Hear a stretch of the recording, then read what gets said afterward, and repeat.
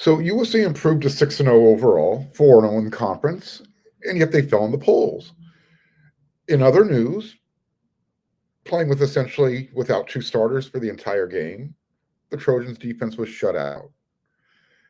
It wasn't all that bad. We're going to talk about it next on Locked On USC. You are Locked On Trojans, your daily podcast on the USC Trojans, part of the Locked On Podcast Network, your team every day.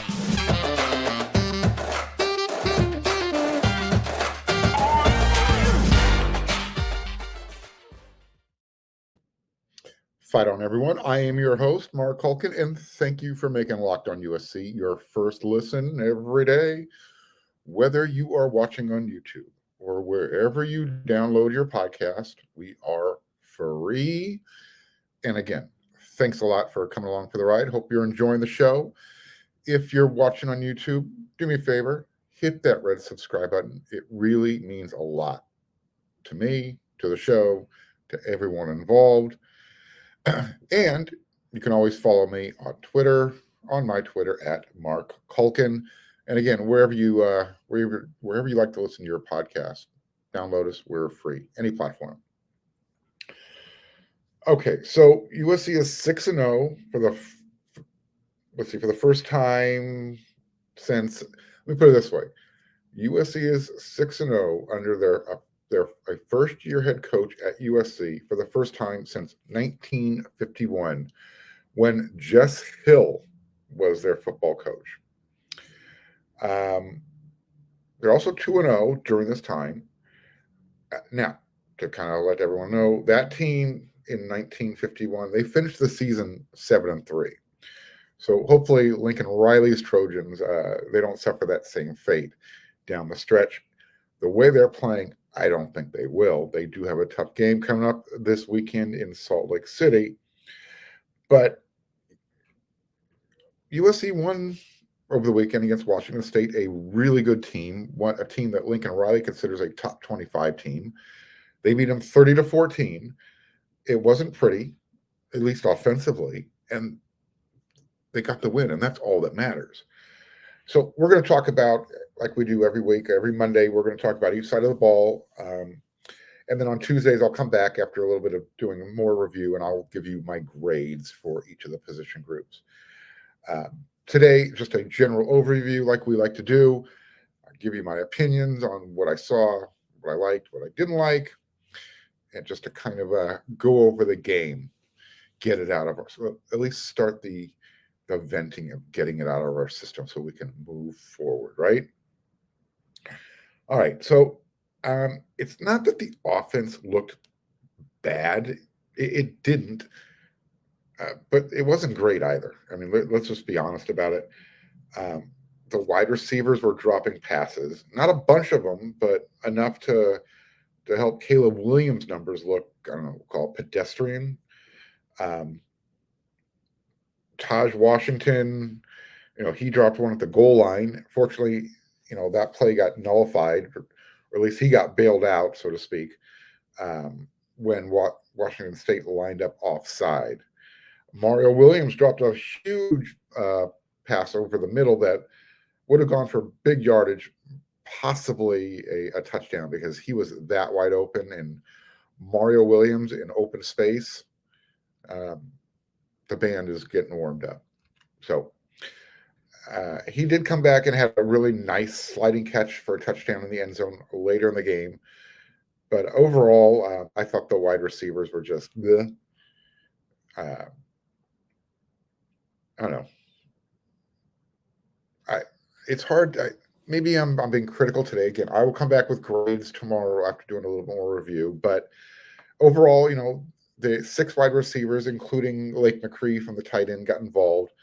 They split 15 passes amongst themselves.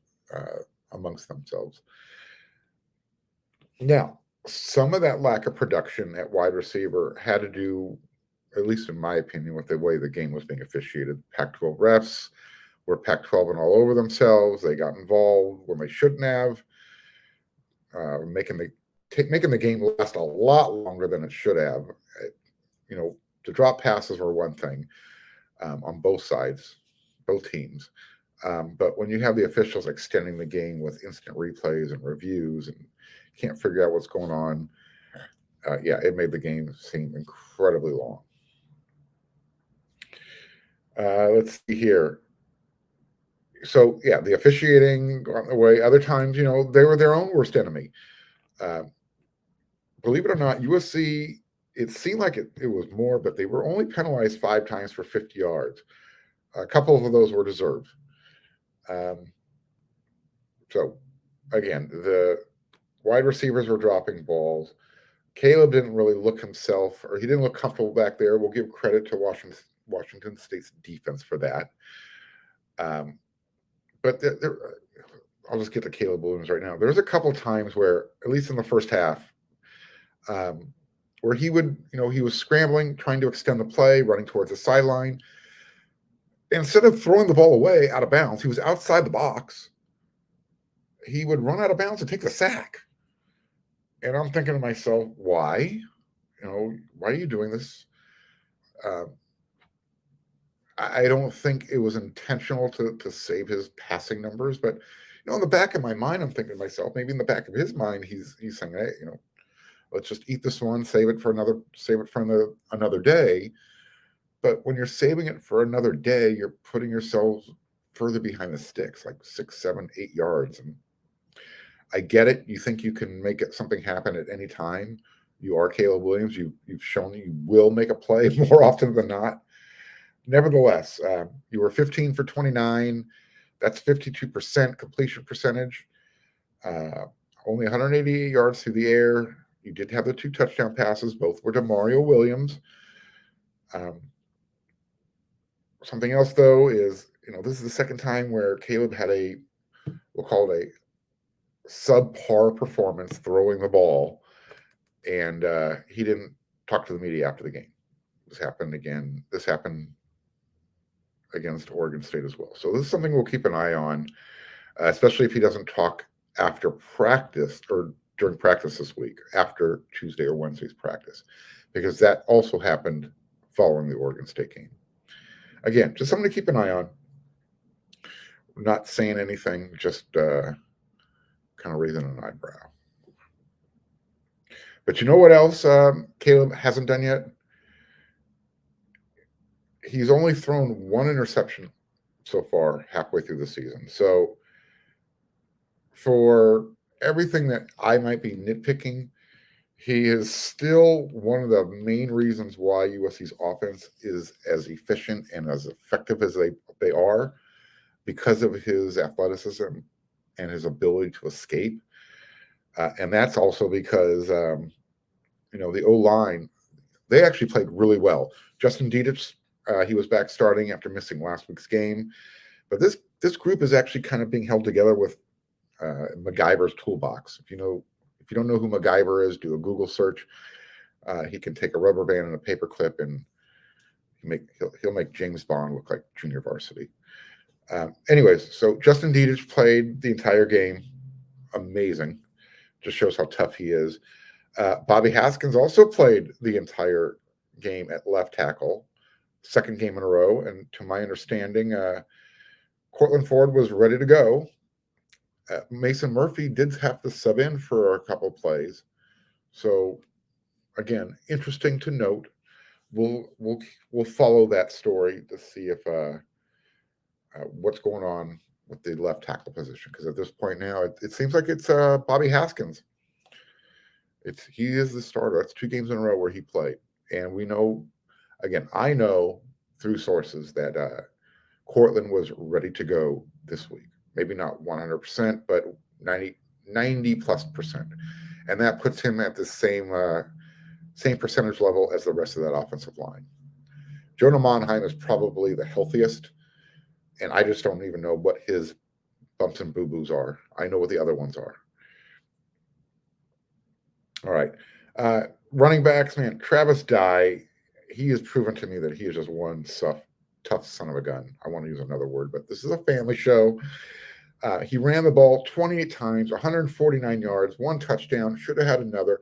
He probably could have had 200 yards had the play calling been more dedicated to the run game. I don't know. It just seems like they got away from it more than they should have. Um, again, let's also give credit to this offense through 6 games. I mentioned Caleb Williams has only thrown 1 interception. The offense as a whole has only turned it over once. They haven't even fumbled it yet. It's amazing halfway through the season to make that kind of to have that kind of stat back up how well you're playing and how disciplined you are. I'm knocking on wood to make sure we don't jinx them as they head to Salt Lake City this weekend. All right. So again, you have to give some credit to the Wazoo defense for making USC's offense look as ineffective as they did on Saturday. Uh, they stopped their USC's short yardage streak, that conversion streak that Eric McKinney wrote about on WeAreSC.com. Go check it out. You might find a really cool special VIP subscription special going on this week. Go check it out. The Cougars defense, look, they are coming into that game. They were good with generating tackles for losses and sacks.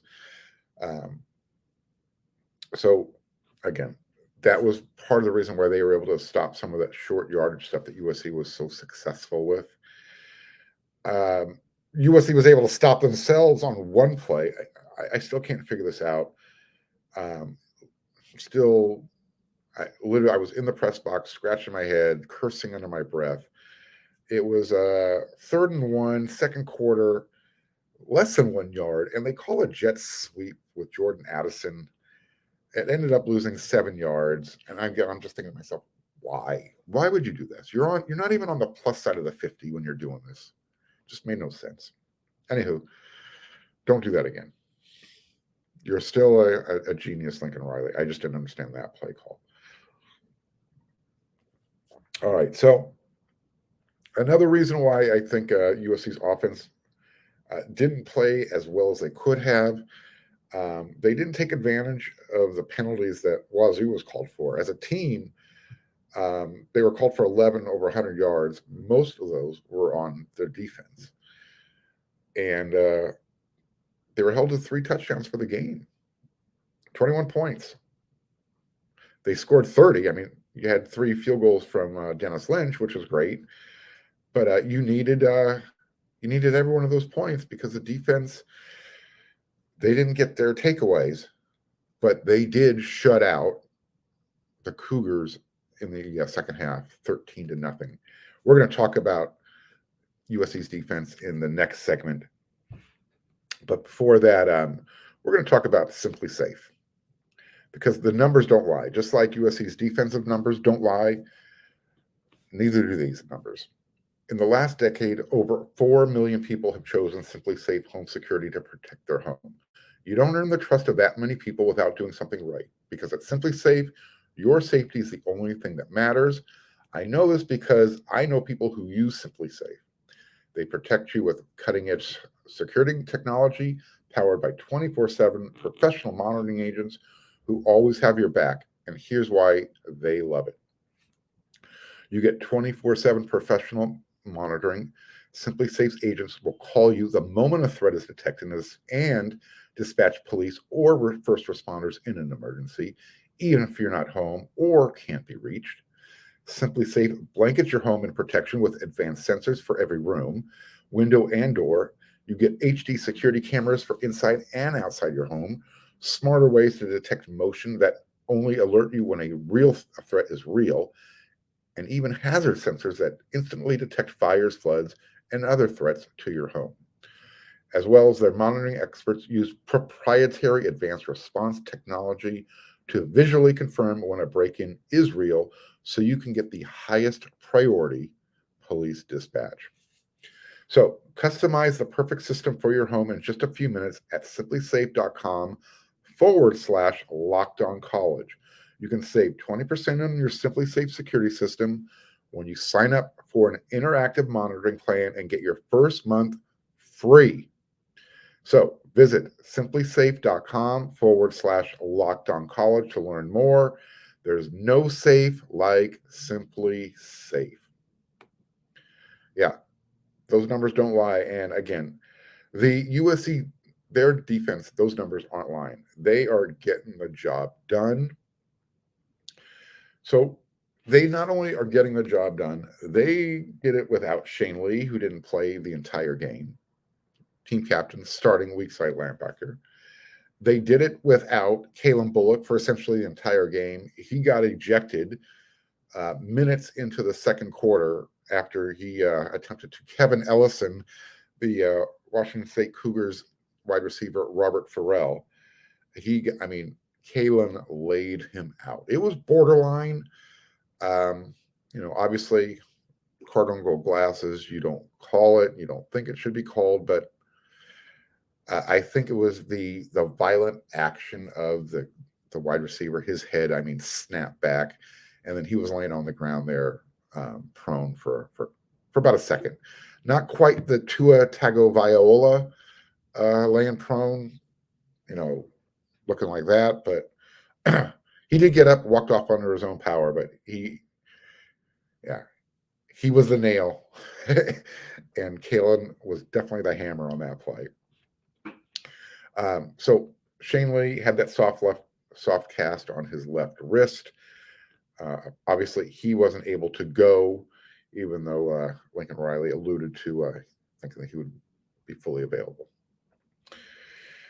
Again, I mentioned Kalen Bullock 2 minutes into the second quarter. He was gonzo. And at halftime, USC barely led. They were only up 17-14. So you had the injuries. You had between the injuries on USC's defense, between the ejections, as well as USC's offense that wasn't helping out as much as they could, it almost wasted the defense's second half shutout. I mentioned that coming into the segment here. They shut out Washington State, which is a pretty good offense on their own, 13-0.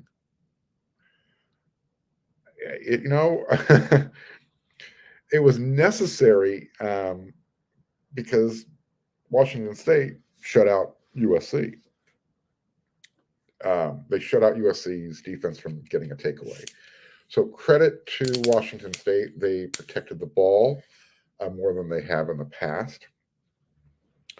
So since USC's defense wasn't able to generate a takeaway, an interception or a touchdown, what they were able to do, I'm trying to get less glare here, is take away the middle of the field. And without the takeaways, they severely limited Washington State's passing game. And part of that, I think, you have to chalk that up to the pressure that USC's defensive line created. 5 more sacks, 2 from Nick Figueroa, 3 from Tuli Tuiapelotu. Those 3 sacks by Tuli now gives him 7 for the season. So he's averaging 1 per game. I like those numbers. I like that trend. Let's give him a baker's dozen by the end of the regular season, right? He also had 3 tackles for losses in the first quarter. Because of that pressure that they were generating, the tackle for losses, the sacks, combined with the way the secondary was playing, that was forcing Washington State's quarterback Cameron Ward, who has shown that when he's under pressure, he will throw interceptions. Well, he was holding on to the ball for a long time. As long as he could. So where he was different from Caleb, he got sacked 5 times, but he didn't take any sacks running out of bounds. He got sacked because USC's defense was just swarming. And because the secondary was doing so well with their coverage, Ward held on to the ball longer. Now, it didn't create so why USC didn't create any interceptions or fumbles. They did limit Washington State's passing offense to only 172 yards, well below their average. They were close to, I think, 280, 300 per game. So again, credit USC's defense. They are consistent. They've been consistently strong against the pass all season. This isn't like a fluke. All year, they've been what 14th in efficiency against the pass, third in the nation in sacks. They bet they might have moved up after adding 5 more, and we know they're first in the country in takeaways. They have 12 interceptions. That's a really good defense. So even they didn't get the takeaways. Following the game, Mekhi Blackman, the transfer from Colorado, he was disappointed, and that they didn't get any interceptions, any takeaways. He said after the game, he said they talk about it on the sidelines between each defensive series. So yeah, they're aware of it, and they're trained to go get the ball. So where he wasn't able to get an interception, he was second on the team with 7 tackles. Good job. Shane Lee's replacement, Raylan Goforth, he gets a lot of shade thrown at him. Well, he led the team with 8 tackles. He played a fantastic game. The linebackers, because the defensive line was getting so much pressure, they didn't have to do as much. But every time I looked around, Suavisi Nomura's hair was flying everywhere. He had a couple of tackles. He also plays on special teams, so maybe that's why it seemed like he was everywhere. Eric Gentry, he was third on the team. He had 5 tackles. Again, defense solid all the way around. Look, to say that Alex Grinch's defense has not met my expectations, that would be a gross understatement. I mean, USC is 6-0 because they're keeping teams from scoring less than 20 points per game. Remember, I said at the beginning of the season, they just needed to be serviceable because this team is going to score a lot of points. So it turns out this team, even if they don't score a lot of points, this defense is better than serviceable. So maybe they don't need to win by shootout every game. They haven't. The defense is, you can say this, the defense is closing it out. They're doing a really, really good job. And you know what? I have to admit it. I'm wrong. It's the second time I've been wrong so far this year. It's crazy. It doesn't happen very often. But I didn't think Grinch's defense would be good this quickly. You bring in so many new players. You're trying to change the culture, and the fact of the matter is that Riley he brought in Grinch. He didn't have to. He could have brought in a much bigger name, but he stuck with it. He showed some loyalty, and look, this is what you get. He's getting paid back. Hopefully, the second half of the season, the return on his investment with the defense will continue to pay off. And real quick, before we check out the what happened to USC in the AP poll, I haven't forgot about special teams. They were a lot better. Kickoffs, it looks like they were intended to be short because they all either just went to the goal line or were short. And kickoff coverage was outstanding, fantastic.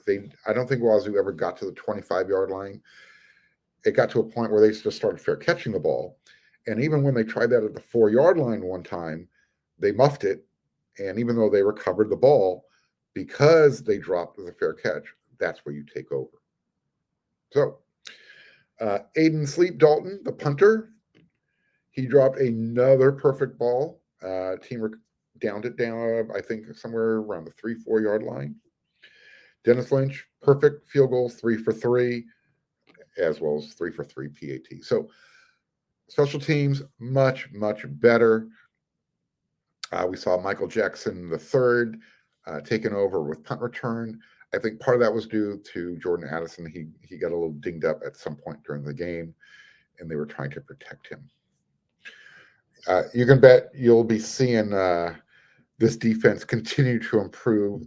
Hopefully, the special teams will continue to improve, and you can bet they have to because they're heading into their game against Utah this weekend as a 3.5 point underdog on the road. So head on over to BetOnline because betonline.net is your number one source for all of your football betting information this season. You're going to find all the latest player developments, team matchups, news, podcasts, and in-depth articles and analysis on every game you can find. And as always, BetOnline remains your continued source for all of your sports wagering information with live betting and up-to-the-minute scores for every sport out there. They're the fastest and easiest way to check in on all of your favorite games and events, including Major League Baseball, Go Dodgers, playoffs start Tuesday for you guys, MMA, boxing, and golf. Head on over to betonline.net or use your mobile device to learn more. BetOnline, where the game starts. All right, we only got a few minutes before we have to get out of here. These 30 minutes go by so quickly, especially on a Monday when we're talking about reviewing the game, telling you my feelings, what I saw. Remember, give me some feedback. Tell me what you saw. Hit that subscribe button on YouTube. Give me some comments. Give me some feedback. I'll answer your questions this week. Let's talk about it. Let's talk about this. USC dropped in the AP poll after what I would say was a pretty good win at home against a pretty good Washington State team. They dropped from number 6 to number 7. Tennessee jumped 2 spots from number 8. They got the number 6 spot. So here is your top 10, and I will go over the top 25, but here's your top 10. And if the East Coast SC bias, it's really starting to show itself. Number 1, Georgia. Number 2, Ohio State. Alabama dropped to number 3. They struggled at home with Texas A&M. So they dropped 2 spots as well. Georgia reclaimed number 1. Clemson, number 4, jumped Michigan, who drops to 5. Tennessee, I mentioned at 6. USC, number 7. Oklahoma State, number 8. Oklahoma is nowhere to be found after they got their butt kicked by Texas. Steve Sarkisian. There you go. Number 9, Ole Miss. Number 10, Penn State. So that's your top 10 right there. Okay. Quick appearance. It seems like the writers are rewarding games or giving benefit of the doubt. Tennessee went into LSU, beat Brian Kelly's teams handedly. Look, playing down in Death Valley, LSU, it's no easy feat. Great. Okay. But LSU isn't really good this year. So let's not give Tennessee that much benefit of the doubt. We'll find out what Tennessee is all about this weekend. We'll get to that here in a second. The rest of your top 25. UCLA, number 11. Oregon, number 12. Those 2 teams will play each other in 1 week. They both have a bye week coming up. TCU 13, Wake Forest 14, NC State 15, Mississippi State 16, Kansas State 17, Syracuse 18, Kansas 19 had a tough loss at home to TCU. Number 20, Utah. Yeah, that loss at the Rose Bowl to UCLA, that drops them down from 11 to 20. They're probably going to be pretty angry this weekend. Number 21, Cincinnati. There's a tie at 22 with Steve Sarkisian's Texas Longhorns and the Kentucky Wildcats.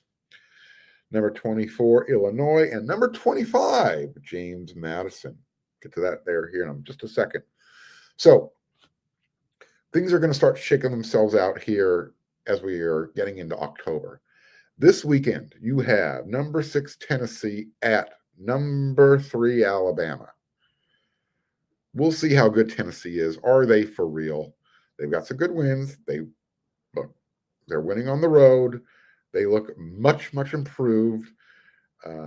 Their quarterback Hooker is having a fantastic season. We're going to see what they can do in Tuscaloosa. It's been a while since they beat the Tide.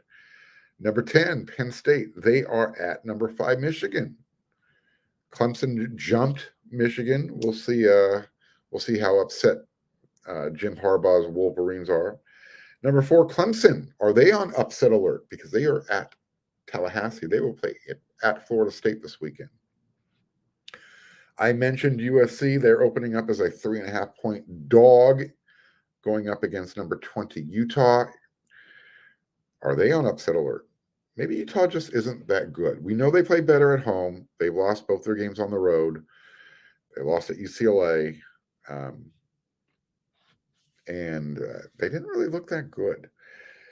I mentioned UCLA and Oregon, 11 and 12 respectively. They have this week off, and then they'll play the Chip Kelly Bowl in Eugene the following week.